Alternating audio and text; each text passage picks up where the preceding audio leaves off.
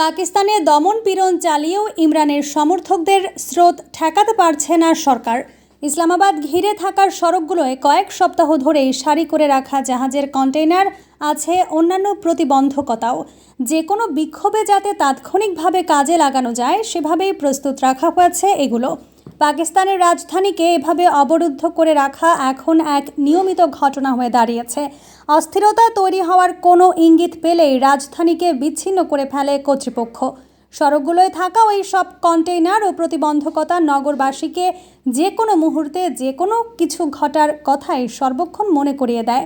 গত রোববারের ঘটনা, নগরের চারপাশ জুড়ে 29টি রুট আটকে দেওয়া হয় কন্টেইনার দিয়ে।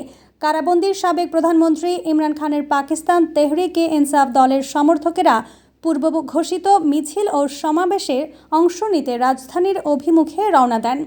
অনেকের হাতে ছিল পতাকা, ব্যানার, ছিল ইমরানের ছবির সংবলিত বড় পোস্টার। সমর্থকেরা ইমরান খান জিন্দাবাদ সহ নানা স্লোগানে এলাকা মুখরিত করে তোলেন।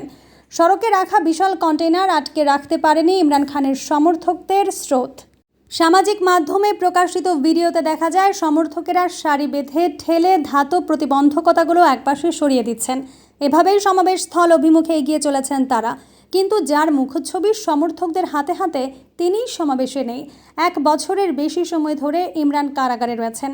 দুর্নীতি ও রাষ্ট্রীয় গোপন নথি ফাঁস করার অভিযোগ আনা হয়েছে তার বিরুদ্ধে। ইমরান তার বিরুদ্ধে আনার সব অভিযোগ রাজনৈতিক উদ্দেশ্য প্রণোদিত বলে আখ্যা দিয়েছেন। জাতিসংঘের একটি ওয়ার্কিং গ্রুপও বলেছে স্বৈরাচারী কায়দায় আটক করা হয়েছে তাকে, তবে তাকে মুক্তি দেওয়ার সম্ভাবনা কমই দেখা যাচ্ছে।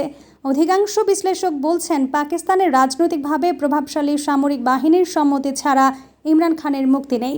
কিন্তু এরপরও দমে নেই পিটিআইয়ের নেতাকর্মী ও সমর্থকেরা। সব প্রতিবন্ধকতা ডিঙিয়ে সমাবেশ করেছেন তারা।